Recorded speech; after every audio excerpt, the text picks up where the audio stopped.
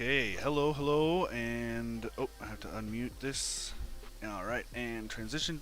Hey, everybody, welcome to our newest episode of our Labs Open Office Hour. This week we have our resident science guy, Dr. Don Kinghorn, uh, scientific computing advisor. I looked up your official title. um, so I know that you were very interested and wanted to talk about GPU compute on WSL2, which for some reason I keep thinking that it's Windows socket layer, and I know that that's not quite right. Windows Subsystem for Linux. For Linux, that's it. And of course, if there's any other questions that might come up in the chat, we'll handle those as well. But I know this is kind of a big deal. The Windows subsystem for Linux. I'm gonna try and get that stuck. This is kind of a big deal because otherwise, like before, the Linux implementation would have to be somewhat virtualized. I think that's like it's Yeah, either a completely dual boot, or you'd have to do something like VMware or something like that. Is that right? yeah, yeah. Yeah, Or just use a Linux machine. yeah, just a completely Yeah, different. of course. So it is kind of it does seem to be pretty exciting stuff that you're now. It seems like you do have a full. I'm not quite sure, other than I know I've talked about like how Linux handles instruction sets and things like that. I'm not sure exactly the. There are fundamental differences to how Oh yeah, each operating system communicates with the hardware, and so this is kind of a big deal that now we're able to do a lot more of what was capable with Linux inside of Windows. yeah, and you know, really, Houston, we should just be calling this Microsoft Linux Oh, so because this thing really is. This is um, especially okay. WSL, Windows Subsystem for Linux. The reason Microsoft is doing this is because Linux is insanely important to them because of Azure. oh, okay, and that's like Microsoft's kind of answer to Amazon Web Services, right? Yeah, that's their cloud, and it's awesome. Azure is great, and that's mostly Linux running on Azure, and that's just kind of the real world. On the desktop side, yeah, you've got Windows a lot, and you've got Mac OS. Hmm. Um, But for developers that are doing stuff for the cloud, that are creating services and stuff like that, and that's a massive amount of development work. Developers need to be working in a Unix-like environment. I mean, it's the only way to sanely do this. And this stuff is going to be running on Linux at the end of the day anyway. Okay. So, and Microsoft really does love Linux now. Yeah. No, I truly believe this. I mean, they didn't have the live, the Microsoft build was not in person this year, of course. But when I went the year before, it was amazing how many people I saw at giving talks and stuff like that had they were either using MacBooks or they were using laptops running Linux. Hmm. And this is at a Microsoft developer conference. Wow. Okay, so it's actually really important, and this is because this is largely because of Azure, and it's just the reality of the world. And this is also why you see a huge number of developers using MacBooks, because Huh. Mac OS is based on its Unix. Right. Yeah. It, Okay. it's it was based on Berkeley 4.3 Unix distribution with a mock kernel, and that is actually the OS that was next step when Steve Jobs got fired from Apple. Right? Okay. That became Mac OS, and so that's a Wow. Linux system. So on a MacBook, you're right at home. You have a terminal, you got Bash, everything is kind of fitting in that environment. Um, Linux is the actual servers that are going to be running Linux. Okay, so Microsoft really needed this because they were losing devs, or it was just really awkward for devs. Oh, okay. So they wanted something that they could, integrate more into the OS. And the team that's doing this stuff is just great. I love these folks. I got to talk to them. I got to talk to them 2 years ago, Okay. and they're fantastic. They're great, and they're doing wonderful work. And the WSL, both WSL and WSL2 are really cool. WSL uses actually the Windows NT kernel Okay. under the hood, but it's got a layer that handles all of the libraries and stuff like that. So for kind of a normal Linux kind of feel, a Linux system. Okay. But WSL2 actually has a Linux kernel that Microsoft made. Wow. So it's really an actual Linux kernel. So they what is it, a fork or something, kind of in the same way that like Debian and Ubuntu, and they're all kind of the same in the very middle, but like they've kind of done their own unique twist on it. It's all open source. You can do Right. whatever you want. Wow. Android is running on a Linux kernel that's Right. heavily modified. Microsoft makes a lot of contributions. So they're huge. They're really, really good. So you've got Linux on Windows. Now, the WSL2 is really nice. I like it a lot. This a second version. Now, this is a little bit different because WSL2 runs on top of a hypervisor.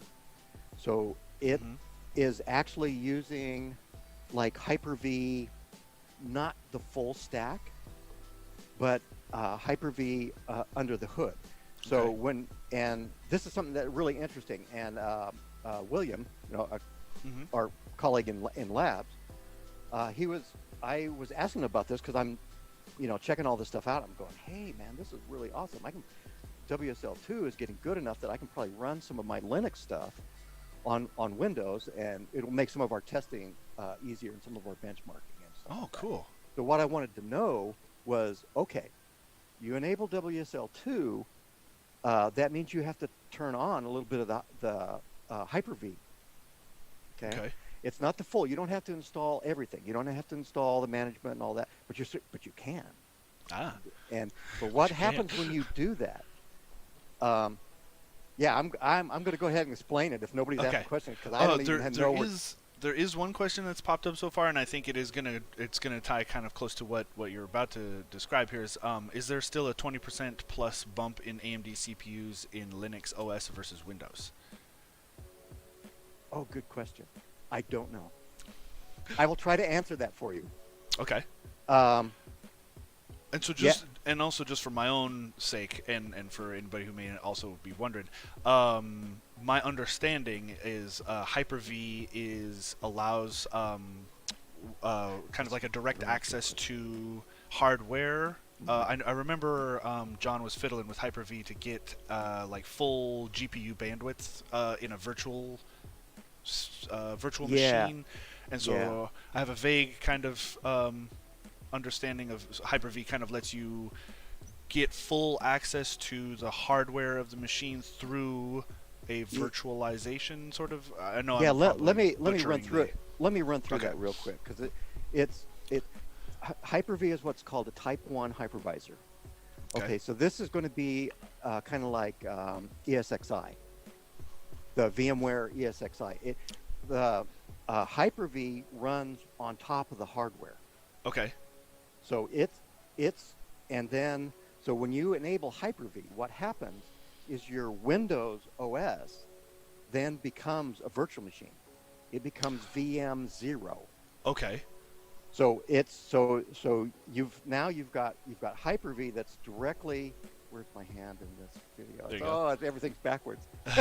Yeah, I have to point.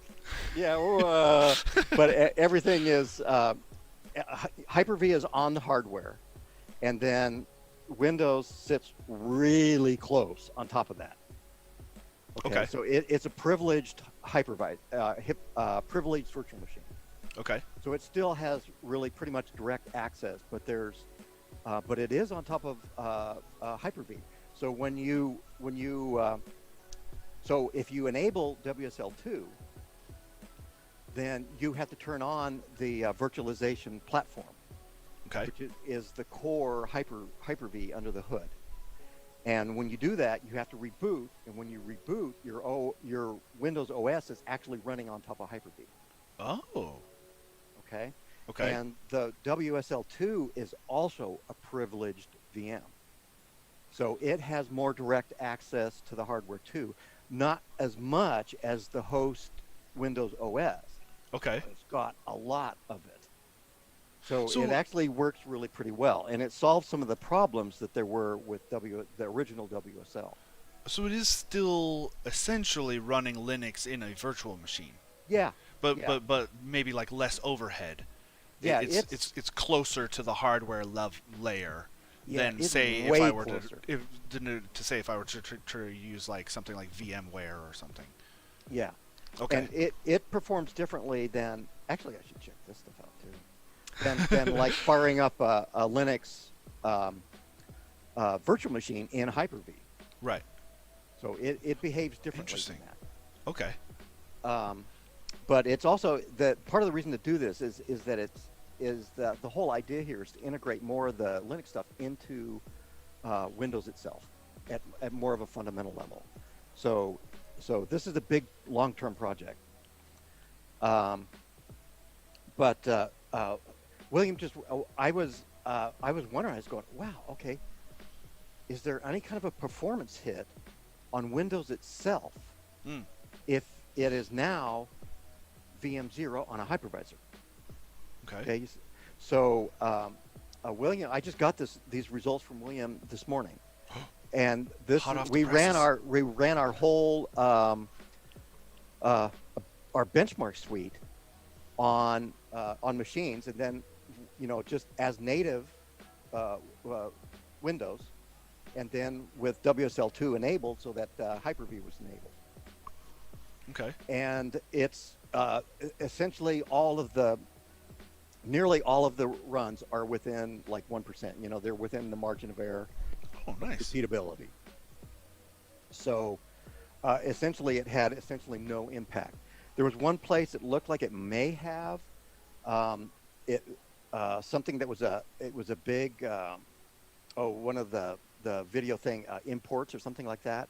Mhm. So there's probably a lot of disk stuff going on, and there may have been a little bit of interference there, but that's hard to say because that stuff varies from run to run. Okay. So it's hard to really know, but it looked like there was like minimal impact. Wow.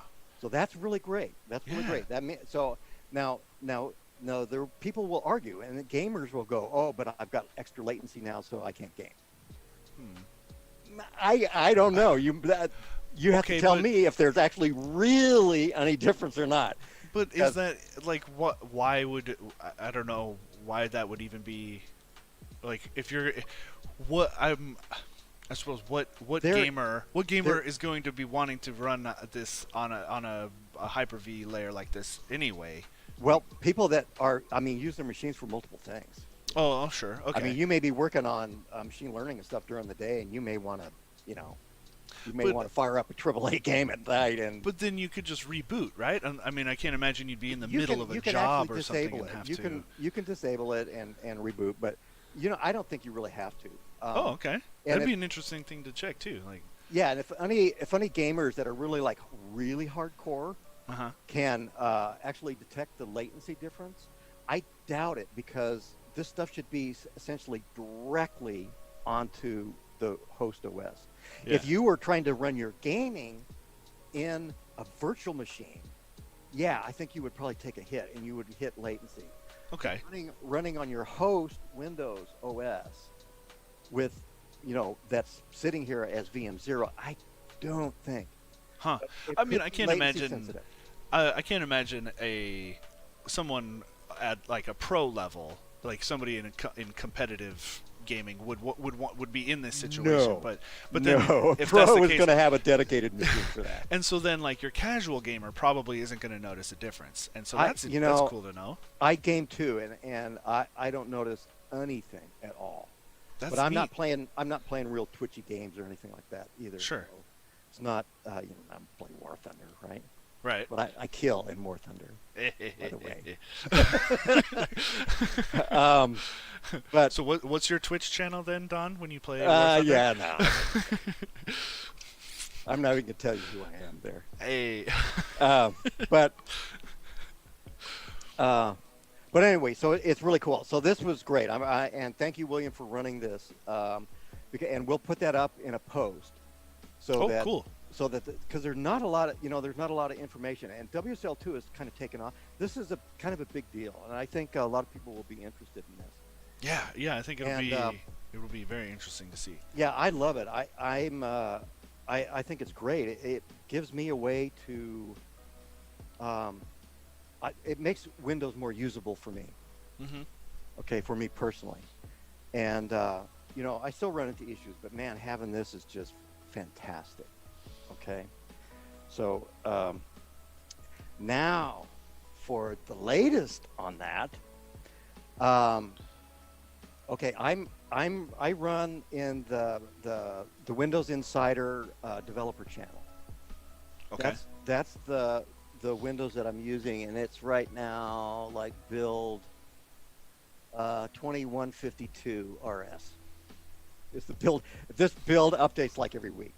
Okay, but from I think it was build 2150, they added they made some cool changes, and they made some improvements in WSL, and they did something that was really cool. The number one requested feature in WSL has been give me GPU compute support. Oh, okay. And I'm one of the people that said, hey, give me GPU support. Yeah. And so, I mean, it's that, and then like full system D in it. And they made improvements on that too. So neat. that's happening too. But the GPU stuff this is crazy. Well, that's huge. That's like the This is fundamental, Yeah. that's the base to so much of machine learning and AI and Oh yeah. just any sort of like heavy load compute tasks like that it's all being pushed is all GPU nowadays basically. Oh right? yeah. GPUs are driving. That's what drove all of this forward. Was Nvidia actually. I mean, And so we wouldn't be doing any of the stuff that we're doing right now if it wasn't for Nvidia. And so before, they've done a good implementation this with WSL2. So prior to that, is there any reason why they didn't do it to begin with? Oh yeah, well this is a hard problem. Oh, okay. Okay, because Windows does not want to give up the GPU at Huh. all. Well, okay. It's difficult. This can be a problem even using Windows natively and trying to do TensorFlow development and doing big stuff with CUDA and stuff like that. In the past, it used to really cause problems on Windows. You couldn't run a GPU compute job for more than 15 seconds, and Windows would kill the job automatically. Because it sees that, and it's going, oh, there's a runaway process grabbing all the GPU. I got to kill it. Oh. You see? It sees it as like something going wrong. It's a threat to the desktop. Weird. Now, Weird. but now that's in the past. Okay. It behaves much better now, and Windows is okay for running GPU accelerated machine learning and stuff like that natively in Windows. I mean, my most popular blog post is how to configure TensorFlow with a GPU support without installing CUDA. That's one of my Yeah. and it works fine. It works fine. Huh. But the reality is that all of the development work and the stuff that everybody is doing is all done on Linux. The developers all using Linux. The heavyweight stuff is on Linux. Okay. So that's why people wanted to see. Okay, I want to if I can use this WSL and have GPU compute support in it, then I can do some of this stuff. And it's you can debate how valuable that is, but it's actually pretty cool. Okay. And cool. and regardless of the practicality of it, it's really cool. and what they did now you mentioned John using Hyper-V to try to get do a GPU pass through to a virtual machine. Yeah. Now that's that's something that you can do if you have like a Quadro card or something else. You usually can't do this, at least not without a lot of pain on like GeForce. Mm-hmm. But you can take multiple cards in a machine, and you can remove one of the cards. You can basically remove it from the Windows, so Windows doesn't see it anymore. Oh. And then you can pass that through to a virtual machine. Neat. So you can pass a dedicated. Now, but it's iffy. I mean, it works. It does work, but it usually takes unless you're using something like a Quadro, or you're using a card that is sanctioned for doing that. Okay. Then it's difficult. So, but this GPU integration in WSL2 is directly integrated into Windows. Nice. So when you set this stuff up, you do not install the Nvidia driver in Linux. Your WSL2 Linux system, you don't install the driver there. Huh. But okay. So there is. You do have to install a driver on Windows. It's a bleeding edge. It's a developer Windows display driver from Nvidia, and it's actually, I think this thing is getting close to going mainstream. Ooh. But this allows. In fact, I know it's going to go mainstream because this ties in with the Ampere GPUs. Oh. But what this that's not secret stuff we're talking about now. No, it's not secret stuff. But it's I'm like going, oh, okay, I see what you're doing. But what this does is it para-virtualizes, the GPU, and that's like a hardware-assisted virtualization, if you will. I mean, it's low level, but what this is essentially doing is it's sharing the GPU with another OS, the one GPU that you're running on. Okay? Okay. So this is really cool. This is really, really cool. I don't. I can tell you're very excited. I'm impressed with the technical aspects of it. Okay. I don't know all the details of how they did this, but the fact that they did it is like, okay, that's really cool. And this works on GeForce. Oh, that's cool. Okay, so this should work on any modern NVIDIA GPU. Okay.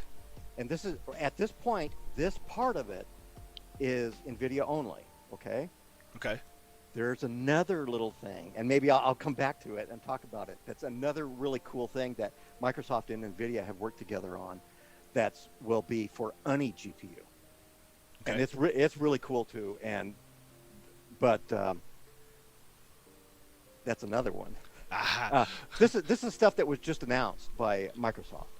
Okay, this stuff was like kind of teased at the Build conference of a month or so ago. Mm-hmm. The Microsoft Build, their developer conference, and it's just been released. This stuff has just been released into the Insider, the dev channel on the Insider release. So it's just now available to play with. Would you like to see it? Sure. Is there any questions I need to answer first? I was going to interject. Okay. Just if you might have an answer, the Great Daft Git on Twitch is asking, would an AMD Radeon Pro WX3100 have good Linux Arch support? It should. Okay. Yeah. It should. Hey. Maybe. Let me. Okay, that's like the really cool new AMD GPU, right? I'm unsure. I honestly can't tell you for sure, but it should. I mean, it totally should. Okay. Okay. Yeah, he's saying yes, it is. It is. And yeah, I would be really surprised if it was not great. Okay. But I do know that they've whatever the Radeon 7 Pro, whatever their latest greatest like killer GPU, and these things are killer GPUs. I think they're having driver issues. Basically, they released hardware before they got all the drivers polished up. So I don't know what the status is on the Linux side. I honestly don't know. But I will be messing with that stuff. I promise. Oh, cool. And I That'll will be fun. I will Stay be tuned. I will yeah I'll be doing some machine learning GPU accelerated stuff on AMD hardware. I mean, Nvidia really owns this right now. Okay, I mean that's just a reality. But the AMD hardware is awesome. It's great, and Seems so they're doing real good on the CPU side. So oh yeah, fingers oh yeah. crossed Hey, for they're graphics they're cards. they're rocking and rolling. But Nvidia owns compute at this point. But I'm really curious about this new stuff this DirectML that Microsoft has done on top of DirectX 11, DirectX 12. This stuff is essentially virtualizing the GPU completely. So, and there's a TensorFlow port onto this. Okay. So this will run TensorFlow on this using DirectX as the driving engine under the hood. That means any GPU will work. That means Nvidia, that means AMD, that means Intel. Okay. Those will all be under the hood, and it should be transparent. And TensorFlow is a biggie. So if this actually works, I'm going to try it because I think I can try it now. Hey. So I will try it. I don't expect it to be very good because they're going to have some serious performance tuning and stuff like that. Sure. Well, I mean, but this seems like is- brand new stuff. So, like, Oh, there's going to be some bleeding bugs and edge. things. Yeah. That's exciting. It is exciting. It's pretty cool. Guys, these folks are knocking this stuff out, man. It's awesome. But with that, I think I will show you that this actually really does work, and wish me luck because this is a live demo, and this is bleeding edge on a bleeding edge system with a whole bunch of video stuff running on it right now that I just set up last night. Yeah. Okay. With that in mind, I'm going to slide this over to the side here. And Houston, is it okay for me to switch over to the OBS virtual? I'm ready when you are. Okay. Wish me luck. Wait for it. OBS camera. Okay, All right. I see it. Do you see it? Yeah, it looks, as far as I can tell, it looks like we're seeing what you're seeing. Okay, awesome. Good. Oh yeah, good. And I don't even have a bunch of junk. I had to chop. I've got a big monitor, so I had to set OBS up to just show a little bit of the screen here. Yeah. Yeah, let me show you what's going on here. Okay, what I've got running over here. This is Windows Terminal, which is another fantastic. This is a great application that Microsoft did. Finally, they have a decent terminal. You can run all of the shells on Windows in here. So you can run different. I've got different versions of PowerShell and a bunch of Linux stuff on here. And if I pop this open, you can see here what I've been messing around with. I did a blog post, I think like last week, and I showed people how to make a copy, like a local copy of an Ubuntu distribution that you can modify. There's some issues with, the easiest way to set up the Linux stuff in WSL is to download the distribution from the Microsoft Store. You just click on it and fire it up, and boom, and then your Linux installs and you're ready to go. But that stuff you can't change the names of those. Okay, so if you want more than one, so like on an Ubuntu 2004, if I wanted several of those that I'm going to have separate configurations in. So that blog post that I did last week, I showed how to basically make a copy of that image and rename it, and then configure it, and then have it as another instance that you can run. So that's what I did last week, and that's you can see this Ubuntu right here. That's the default Ubuntu. That's 1804 at this point. Okay. And then there's also one on there for Ubuntu 2004. And there's some Fedora and SUSE and some other stuff on there that you can run too. And I've got, of course, there's an Azure cloud shell by default. Pay no attention to the man behind the scenes. I didn't right? put it there. Okay, but I got a couple different versions of PowerShell on here, and but anyway, one of the things I wanted to do was that the reason I did that thing last week is because I'm going to install Docker in here. I'm going to install Docker on Ubuntu 20.04. So this was actually my example. Although I named it this, but I didn't do the Docker install there. I was going to do that in another post. I haven't written that post up yet because I've been too busy. But that right there is what I've got running right here. Okay. Okay, and you can see I changed the line over here so that showed which one I was actually running. I customized it a little bit. So that's Ubuntu 20.04, my Docker version. And I can show you a couple things here. If I do a uname-a here, you can see down here at the bottom, this is Linux. It's pulling my host name from my base system, which is Bach, not named after our illustrious leader, but after JS Bach. The Johann. Yeah. But you can see the kernel that's running here is 4.19.121 Microsoft Standard. So that's the Microsoft Linux kernel. Okay, so that's a real thing. So I would probably call this kind of like, it's Ubuntu, but it's like, okay, well, that's Microsoft's kernel, so it's Microsoft Linux. Okay. What LSB? Whoops, sorry. And yeah, this is Ubuntu 20.04. That's the OS here. Okay. And I'm over here on when this starts up, it starts up actually in your Windows home directory. I'll pop one open here. Okay, that I just popped up in Ubuntu 20.04. You probably if you can see this, but this is Kinghorn Bach at Mount-C users Dawn. That's actually my Windows home directory. Oh, okay. So, you'll see all the Windows kind of stuff in there. What a trip. So it's file system compatible now, which is, wow. I mean, mostly. There's still times when you go crazy because Windows uses a stupid / escape character for the directory separator. Sure. Never mind.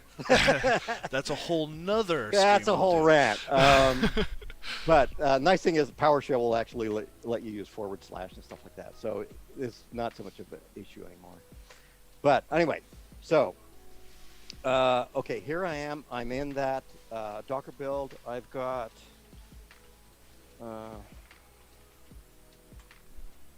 this is Docker version 1903.11, and I installed this. I set Docker up on here the same way I would set Docker up on any Linux system. It was pretty straightforward. There was no problems. Now, I also set up Nvidia Docker 2, the Nvidia container runtime. And to do that, I had to use a development branch of one piece of the hardware of the container runtime. But otherwise, it was a straightforward setup of the NVIDIA extensions for Docker. Okay. Okay. So I've actually, this is, I've got GPU support in this Docker. Okay. Okay. Now, what I've got here, and the thing that's really cool about this is now I've got Docker, which means I can pull containers from, I hope you can see this okay down here. Maybe I can make this even a little bigger. Oh, wrong way. Oh yeah, that's Wow, bigger. okay, here we go. Yeah, we can see now, Docker run, GPUs, all RM, ITV, home projects, and so on and so on. Yeah, I should also tell you that I set this up Docker up my way. Oh. So this is using the namespaces, kernel namespaces, and stuff like that. So this is my normal customized Docker. Okay. and so this allows me to own files rather than root when I run Okay. Docker stuff. Now, I have actually a new way that I like to run containers, and this is another NVIDIA project, this nroot. Mm-hmm. And these are some of my favorite people in the world, the guys that are working on this. They're great. And this is a way to run containers, and you can run Docker containers with it. And it's like, it's totally yours. And this is awesome. And I will be doing some of that stuff going forward. But Docker is standard, right? Okay. And so that was the first thing I set up here. I'm sure I can get nroot to work on here too. In fact, I know I can. I've already done it. But so this is a typical way to start up a Docker container. Uh-huh. Okay, so it's Docker run, and this is the new NVIDIA runtime. So your directive here is -- GPUs. I could probably leave it out. It's going to default to everything in any case in this build. RM means just get rid of it when I shut it down. IT means go interactive, basically. And this -v means I'm going to mount my home directory, and this is going to be my Linux home directory in here, into the container under a directory called projects. Okay. That's all this line is here. I really don't need that because I'm just going to do the examples straight in. But now here is the magic, and this is something that you cannot do on Windows. NVCR, this is NVIDIA's NGC, the NVIDIA GPU cloud. Okay. This is there, and this is an amazing thing. Hey, actually, let me, I wanted to pop this up. Let me do this, see.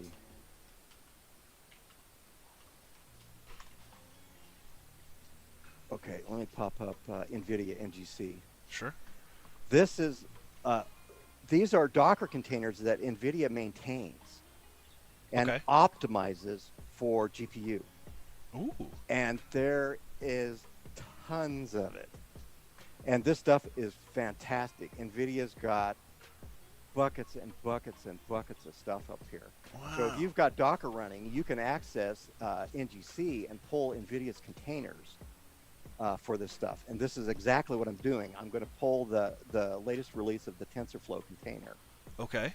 Wow, we're doing science live, you guys. This is cool. And now, this did not run on Windows. Not Okay, natively. You have to do this through the WSL. Yeah, it's assumed you're running Linux, and all of this stuff is done on Linux. There is no Windows version. Oh, that's so cool. Okay, so I'm doing the coolest thing you could probably do with GPU support in WSL2. I'm launching NVIDIA's container from their repository, their container repository, and this is their latest TensorFlow 2 running on Python 3. Now I have already pulled this container, so this thing should just fire up, and there it is. I now am running look at that. I'm now in that container. Okay. Okay, so I'm now running in a Docker container. Now you notice here that it's actually root, but Yes. any files that I write here back on the host OS are going to be owned by me because I mapped root to myself in the. Okay. That's the way I set up Docker, just to make it friendly for workstation users. Because Docker's more like for services and microservices and stuff like that. But this, I set it up, and I also optimize performance on it for running like on a workstation. But so that's there, and I could also, you can see that. Well, my projects directory is on here. Yep. Okay, and that's the folder that you created in that line prior. Yeah, right? yeah, and Okay. that's I don't know what's actually in here. Probably not much. Nothing. Okay. But that's which makes actually, sense because it's just a brand new folder, right? You just that's created back in WSL2. It's not actually in the container. It's mounted into the container. It's bound into it. Okay. So if I work in there, then anything I do in there is then still on my system, and I own it. It's not root. It's me. Neat. But that doesn't matter because what I'm going to do is I'm now in that workspace directory that's in this container, and this is the stuff that this is what you see when you fire up at that Docker container there. And this is the NVIDIA examples in there, and there is the convolution neural network examples. Okay. And this is basically ResNet. And if you ResNet is it's a recurrent neural network. It's a standard model, deep learning model. okay. And it also makes a great benchmark because it's very standardized. I mean, everybody has run ResNet on something. Some of the early training I did, I was running ResNet on the, for weeks on the IMS, whatchamacallit, image set. Whatever. But anyway, so this is ResNet. This is NVIDIA's optimized stuff, that's their code right there. Oh, that's just the thing that starts it up. That's not so interesting. But that doesn't matter. Let's see. Okay, so now I'm there. Now, let's try it. This is simple. This is just Python. Okay. So I'm just Python. I'm going to run ResNet pipe. By default, it's going to run the 50-layer ResNet. So this is ResNet 50.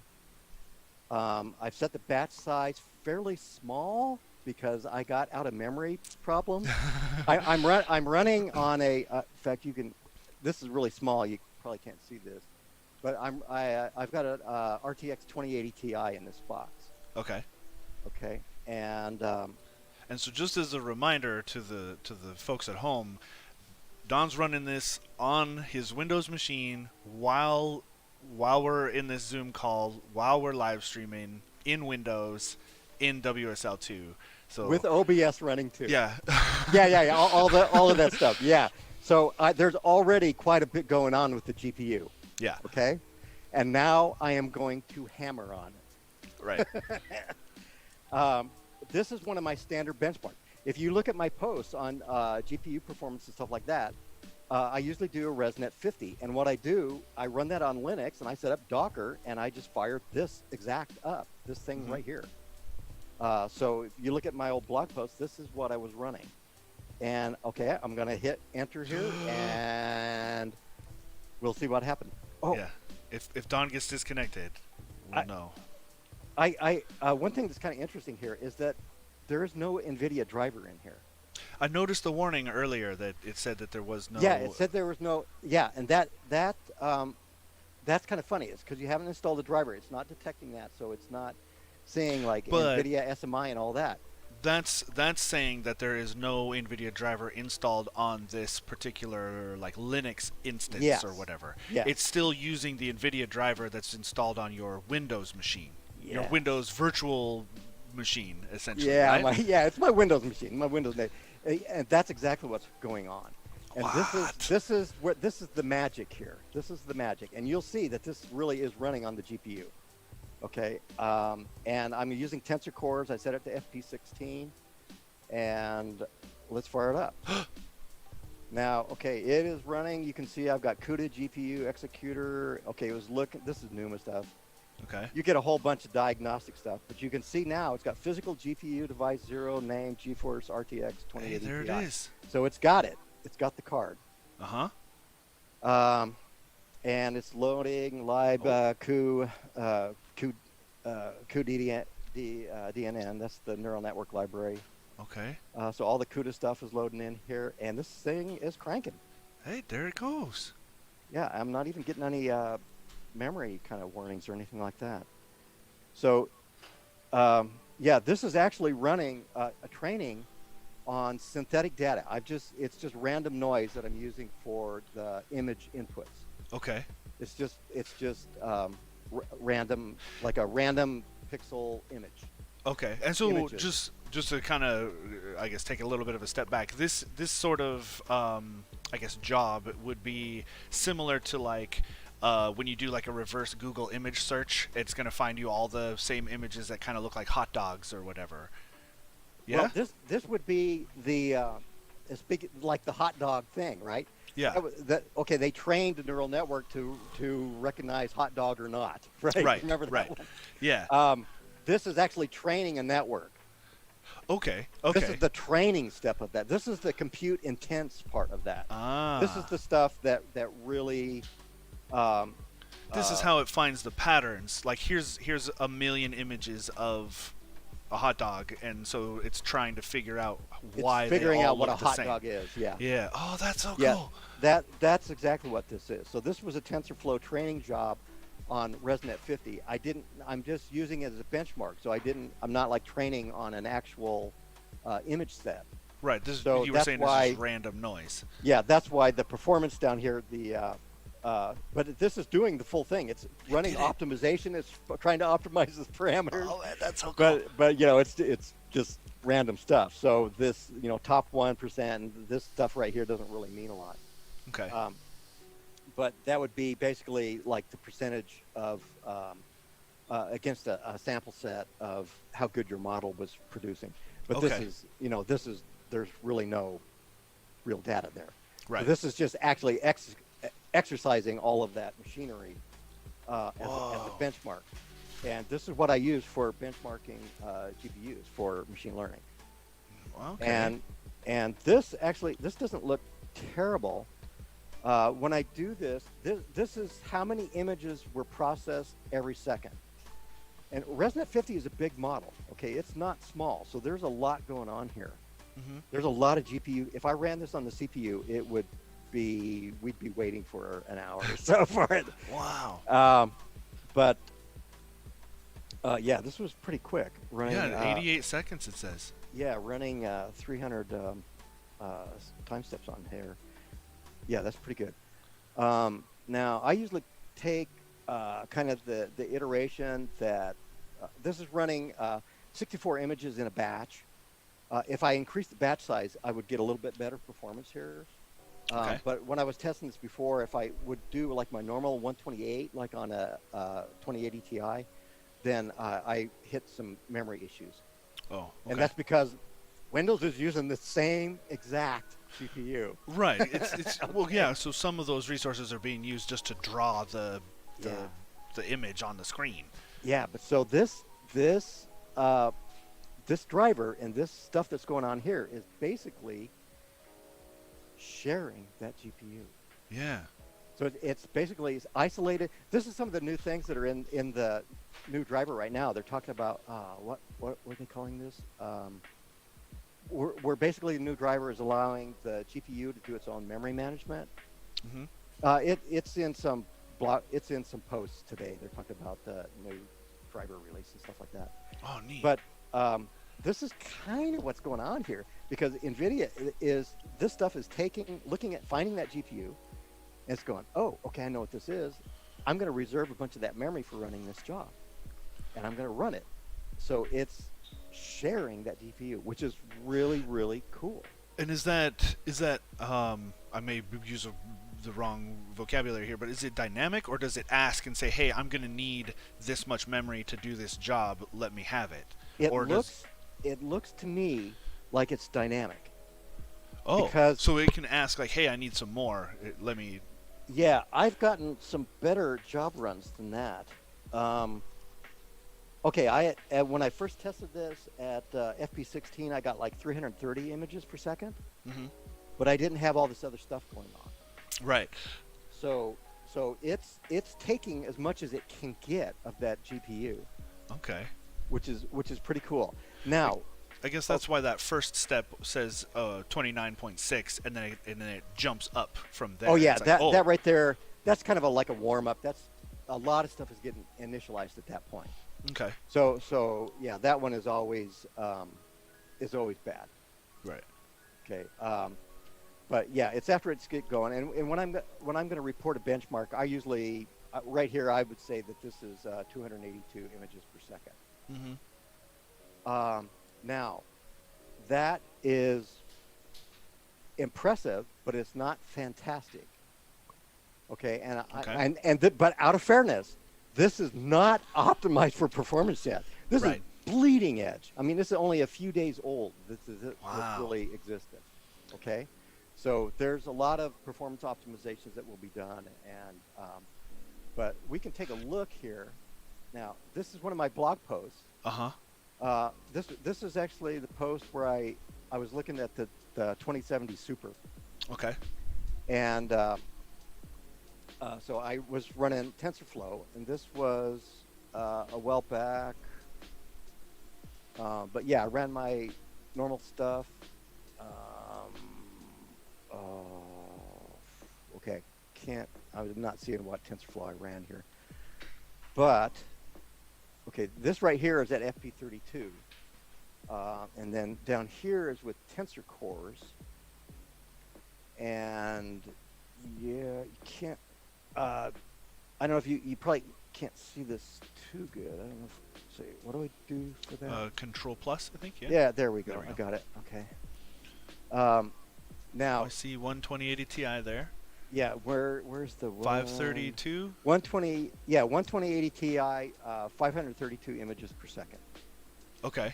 Okay, so we are not near that. That would be, this is on Linux native, running this exact same thing. Right. Actually a little bit older container, because this was a while back that I did it. Mhm. That was TensorFlow 1, 2, and so, I'm running TensorFlow 2 right now. So this is not a great comparison, but this is a kind of an idea. So this thing is running right about the performance of, well, not quite as good as the 2070. Okay. Okay. So that's essentially what I got with this, like right now. Yeah, if I didn't have all this other stuff running, this thing would have been up around 330 something images per second. So it's not, it obviously doesn't have all of that GPU, Sure. right? I mean, it can't, because that's running the whole desktop here that's going, and I'm not noticing any problems on my desktop. Right. Yeah, it didn't No lag or interference, anything. It didn't no seem to- lag, nothing. No Huh. lag, nothing. No problem. So is that maybe because it's being conservative with the resources? Like it does Windows Yeah. maybe being a little stingy? Yeah. Windows. Let's see. Let's see if I can tell you. I've got GPU-Z here. Oh, let's see. Is it going to tell me anything interesting? Probably not. Let me go. Let's see. Where is it? Is it here? Yeah. Okay. Here we go. Okay. Oh, cool. You can kind of see it plotted out there. Yeah. Yeah, this is GPU-Z running. GPU load my GPU load right now is like almost 30%, Wow. which on a 2080 Ti is a lot of load. Yeah, that's, But that's there's a a lot bit. going on this thing, right? right.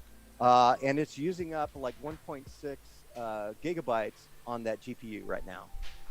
So so there's already some load on this GPU. Mm-hmm. And now let's take a look at that. And this GPU load line right here, I'm gonna fire this thing up again, and you can see what's going on when that thing fires up.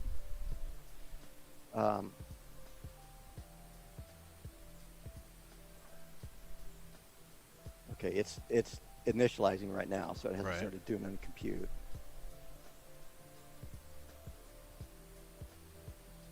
And so it looks like there might be a few people who've just kind of joined us. What is it exactly that's running? I remember there's TensorFlow and this and that, but just a little bit of an explanation of what we're running here in the background. This is the NVIDIA container from the NGC Docker repository. Mm-hmm. NVIDIA's NGC stuff. It's running in WSL2, and I'm running on the GPU, Yeah. on the Windows GPU. And oh yeah, this is actually going to finish soon enough. You're not going to see a whole lot of this graph. Oh.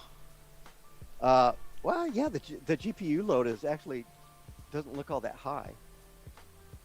It's GPU Z is showing at around 60%. But that's that's the thing. This stuff is not optimized yet. Right. So it's running pretty conservative. And this job is using up about 6.5 gigabytes on the GPU right now, the GPU memory. Yeah, it finished. You know what? Here, let me do this. I'm going to make this a little bit harder on it. I'm going to change to single precision. So FP32. We'll fire that up again.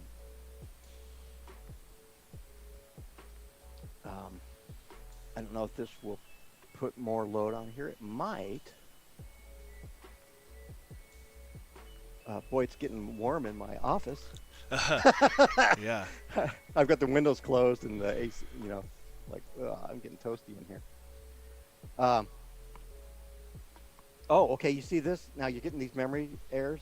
Ran out of memory trying to allocate some stuff. 2.5 gigabytes. Says it's not a failure, but it may mean that you get better performance. That's a typical thing to see when you're firing up TensorFlow like this or something fairly big. It's basically buffer allocation. And if you've got lots of extra memory, then you're going to get better allocation. It's not a showstopper. It's kind of common. But so this thing is cranking now, and GPU is now we're seeing over 80% load on GPU in GPU Z. So this is actually this is running on FP32, so it's not tensor cores. This is single precision cores on the GPU, and yeah, so you can see the memory. It feels like it's taking a little memory is up longer, there to over 10 gigabytes now.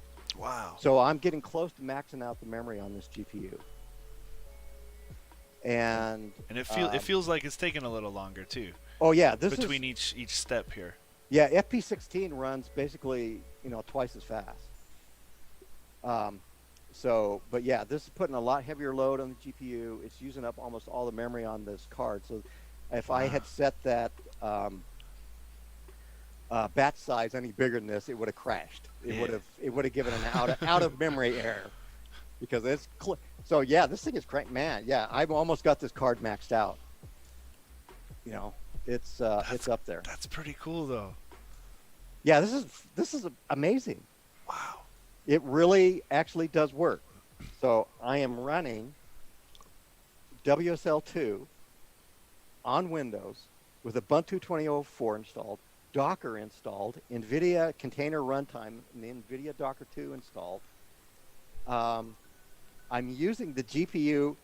I'm running a container, NVIDIA container, that's only available for Linux, okay? Mm-hmm. This is Linux only. You can't do this on Windows native. Running that here, yeah, with all this other stuff going on, and I'm fine. I can still totally use my. There was a little bit of mouse lag there. Yeah, a little. But hey, it's still completely responsive, useful, and my video stream is going. All the Zoom and OBS and all this stuff is still running on, and That's cool, man. The future is now. This is actually really cool, and I've got some stuff that I'm working on that I'm going to try to actually port onto here. Cool.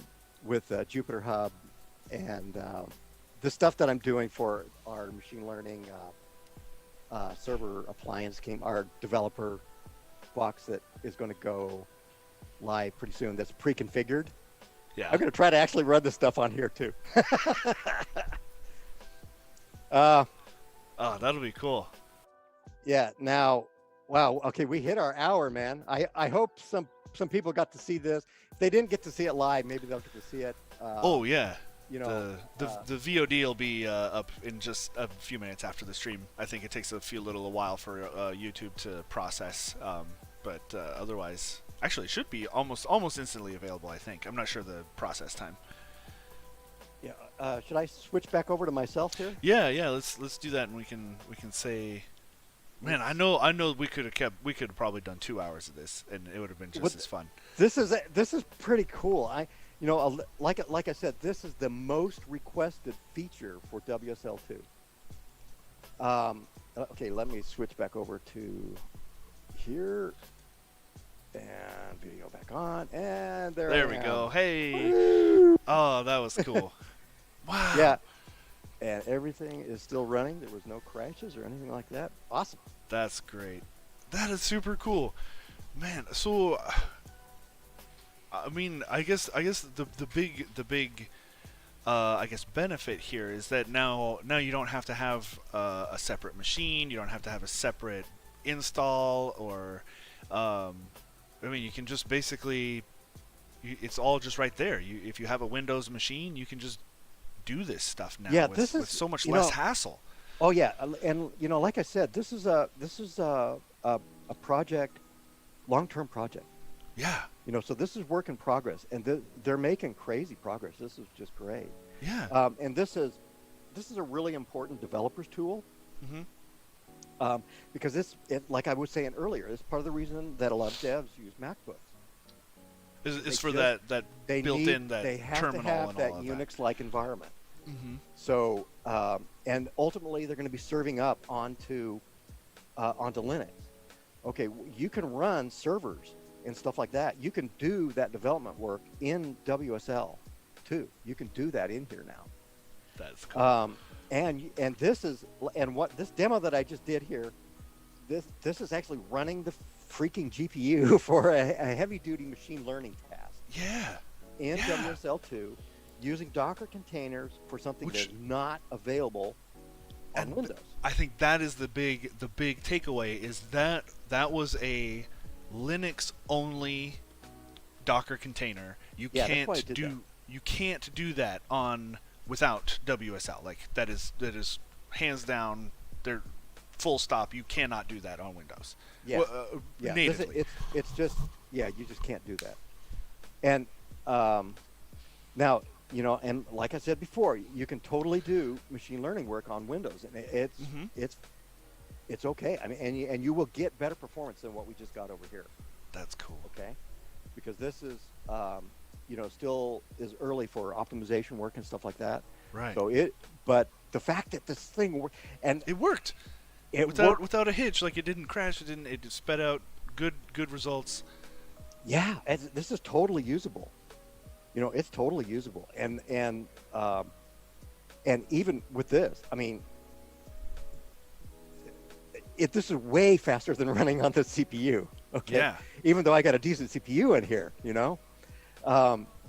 so yeah, it's pretty cool. It's really cool, and it's awesome, and the VS Code, which is a fantastic code editor that Microsoft is doing. It runs on every platform, okay? But you can remote connect VS Code into WSL2. Okay.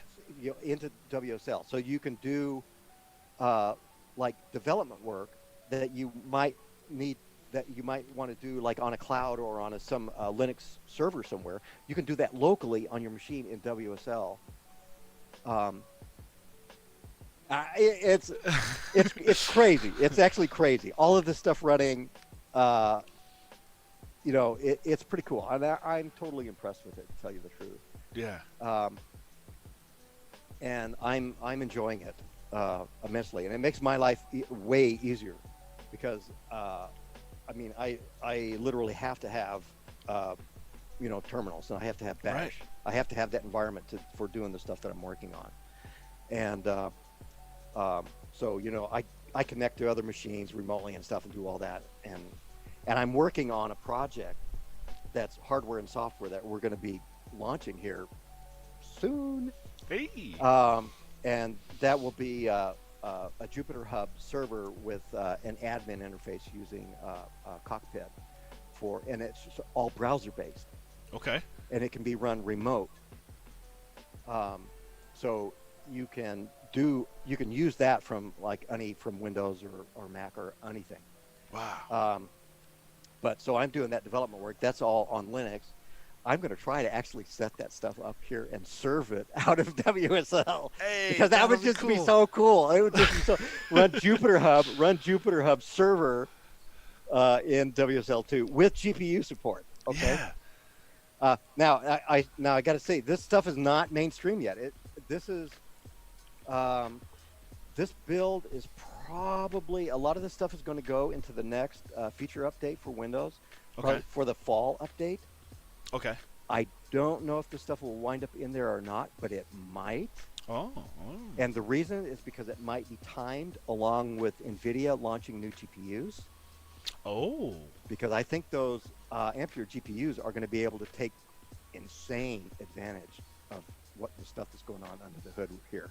Oh, that's a Because wow. those GPUs can essentially partition themselves out anyway on the GPU. They're crazy. It's really impressive GPU. I don't know if the GeForce ones will be like that. The Tesla stuff is just like, whoa, Right. really cool. So I have a feeling that it might go along with that. So I'm hoping that we see this in it will be Microsoft. It will be Windows 10 20H2. Okay. That will be the release. We're right now on 20H1. If unless you haven't updated from 1903 yet. Whatever. Yeah. Which I mean I know a lot of at least general lot of people users have are it, still on 1903 or what it was. Yeah, I yeah. will. You know, some people say that they've had problems on the 20H1, the 2004, but Windows just keeps getting better and better. Man, I'm running Bleeding Edge Insider Edition. I don't have any problems with this. I don't recommend that. Okay, Right. I'm doing this because I want to be able to do things like what I'm doing right now. Right.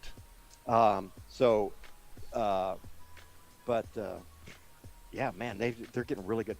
And you know, I was setting this stuff up last night, and I managed to crash OBS somehow, and I crashed it hard. Windows didn't even flinch. Hey. Okay, That's good. I didn't have to do anything special to get out of that. You know, it used to in the old days, Windows would just have crashed.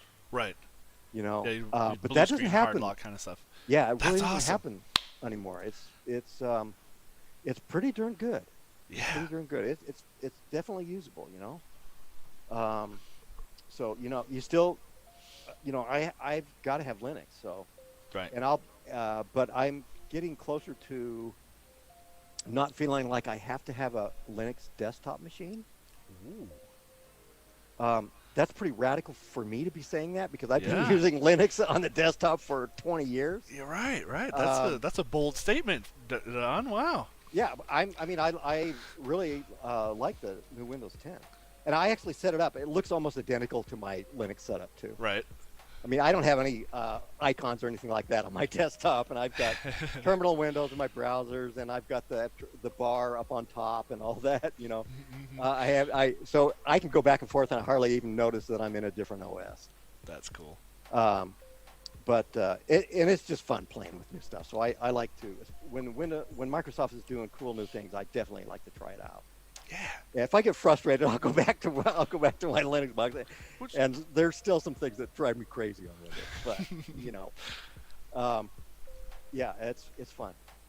Yeah, That's we're awesome. we're certainly over. So I don't know. Yeah, if you no, have that's anything all right. else. Thank you. Thank you for taking the time and showing us how that works. And I hope our audience got a little bit of something out of it. And thank you. This is super cool stuff. It was very exciting. And Yeah, I really wanted to demo it. Interesting Because I to don't know, see- I haven't seen any other like you know, there's lots of reviews, right? Yeah. But, oh yeah, this is available. And everybody's just doing But- press release kind of stuff. Yeah, nobody not- like you actually But did. here, work. I just did it You live. I did showed work. you. Hey, it really does Yeah. work. That's Okay? awesome. That's so cool. And it wasn't that bad. especially considering you're using insider, like super. This is not a production release of Windows. This is the Docker stuff, the TensorFlow stuff. All of this is like just came out, Yeah. like just in the last few days. I think is what you were saying. And so like, Oh yeah. and it worked. It was perfectly fine. Everything just was tip top, and it can only get better. That is so cool. Yeah. It really cool. It's really cool. So, thanks you guys. Thank you, Don, for taking time out of the day to showcase this bleeding edge science work. And thank you to the audience for watching. And again, if I hope you all got a little something out of it. We do this sort of thing. We do the labs open office hour every Friday at 1 p.m. Pacific, and then on Wednesdays we do a workflow Wednesday where we have industry experts come on and do a little bit of a Q&A and interview, talk about their workflow and that sort of a thing. So Wednesdays, Fridays, 1 p.m. Pacific. We try and do this every week. So thanks you guys very much, and we'll see y'all next time.